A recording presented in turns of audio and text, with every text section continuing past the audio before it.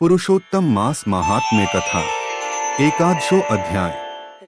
नारद जी बोले, सब मुनियों को भी जो दुष्कर कर्म है, ऐसा बड़ा भारी तप जो इस कुमारी ने किया वह है, हे महामुने हमसे सुनाइए। श्री नारायण बोले, अनंत ऋषि कन्या ने भगवान शिव शांत पंचमुख सनातन महादेव को चिंतन करके परम दारुण तप आरंभ किया। सर्पों का आभूषण पहने देव नंदी भृंगी आदि गणों से सेवित 24 तत्वों और तीनों गुणों से युक्त अष्ट महासिद्धियों तथा प्रकृति और पुरुष से युक्त अर्धचंद्र से सुशोभित मस्तक वाले जटाजूट से विराजित भगवान के पितृर्थ उस बाला ने परम तप आरंभ किया। ग्रीष्म ऋतु के सूर्य होने पर पंचाग्नि के बीच में बैठकर हेमंत और शिशिर ऋतुओं में ठंडे जल में बैठकर खुले हुए मुख वाली जल में खिले हुए कमल की तरह शोभित होने लगी। सिर के नीचे फैली हुई काली और नीली अलकों से ढकी हुई वह जल में ऐसी मालूम होने लगी जैसे कीचड़ की लता सेवालों के समूह के से घिरी हुई हो। शीत के कारण नासिका से निकलती हुई शोभित धूम राशि इस तरह दिखाई देने लगी जैसे कमल में से मकरंद पार करके भ्रमर पंक्ति जा रही हो। वर्षा काल में आसन से युक्त चौतरे पर बिना छाया के सोती थी और वह सुंदर अंग वाली प्रातः साय धूमपान करके रहती थी। उस कन्या के इस प्रकार के कठिन तप को सुनकर इंद्र बहुत चिंतित हो गए। सब देवताओं ने दुर्धुषा और ऋषियों से स्पृहाड़ियां उस ऋषि कन्या के तप में लगे रहने पर भी निपनंदन हे क्षत्रिय भूषण 9000 वर्ष व्यतीत हो गए। उस बाला के तप से भगवान शंकर ने प्रसन्न होकर उसे अपना इंद्रियातीत निज स्वरूप दिखलाया। भगवान शंकर को देखकर देह में जैसे प्राण आ जाए वैसे सहसा खड़ी हो गई और तप से दुर्बल होने पर भी वह बाला उस समय हृष्ट पुष्ट हो गई। बहुत वायु और घाम से क्लेश पाई हुई वह शंकर को बहुत अच्छी लगी और उस कन्या ने झुककर पार्वती पति शंकर जी को प्रणाम किया। उन्हें विश्व वंदित भगवान का मानसिक उपचारों से पूजन करके और भक्ति युक्त चित्त से जगत के नाथ की स्तुति करने लगी।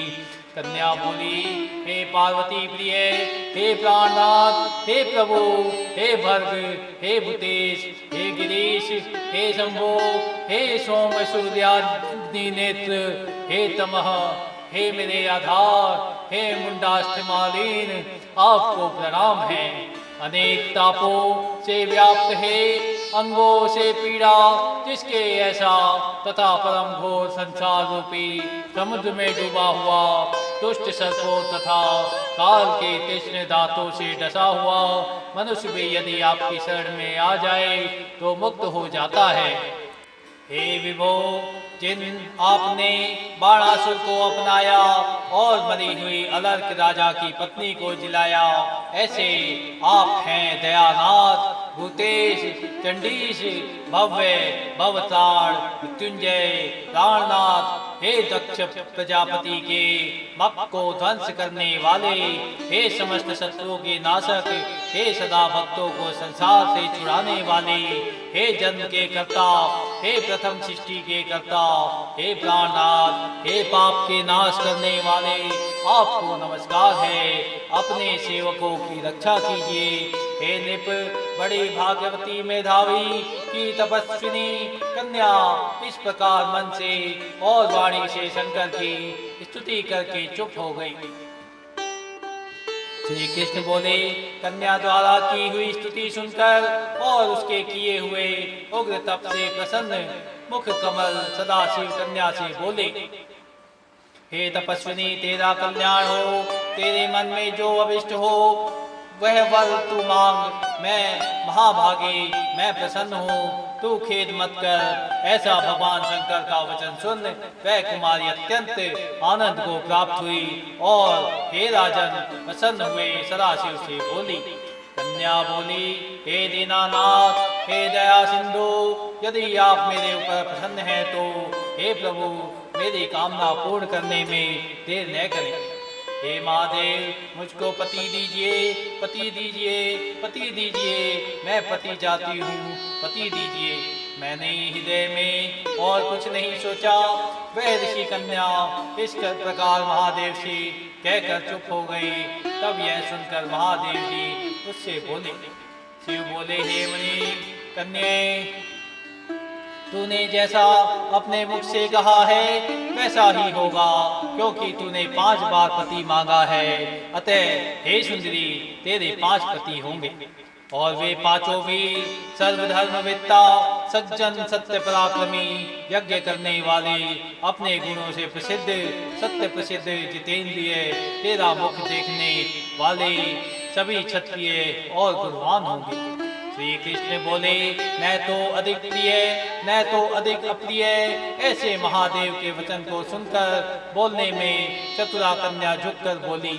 बाला बोले, हे गिरजाकांत सदाशिव, संसार में एक स्त्री का एक ही पति होता है, अतः 5 पति का वर देकर लोक में मेरी हंसी न कराइए। एक स्त्री 5 पति वाली न देखी गई है, न सुनी गई है। हाँ, एक पुरुष की 5 स्त्रियां तो हो सकती हैं। हे शंभु, हे कृपानिधे, आपकी सेविका मैं 5 पतियों वाली कैसे हो सकती हूँ? आपको मेरे लिए ऐसा कहना उचित नहीं है।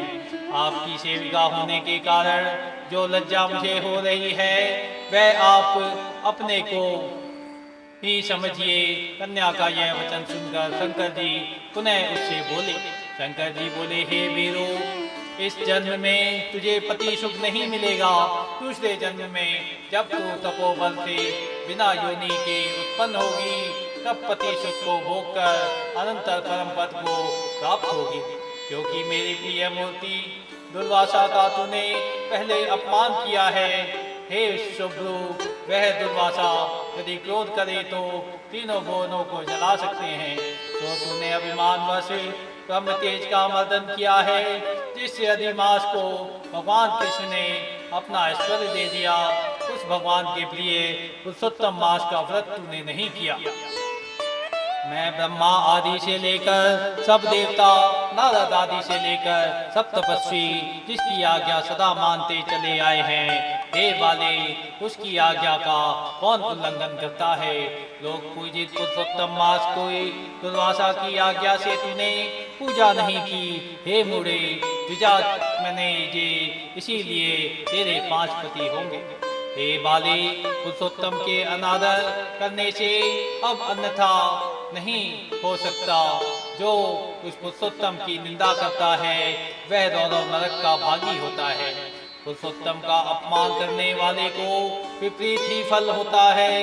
यह बात कभी अन्यथा नहीं हो सकती। पुरुषोत्तम के जो भक्त हैं, हे पुत्र, पौत्र और धन वाले होते हैं और वे इस लोक को तथा परलोक की सिद्धि को प्राप्त हुए हैं, प्राप्त होंगे और प्राप्त हो रहे हैं। और हम सब देवता लोग वे पुरुषोत्तम की सेवा करने वाले हैं।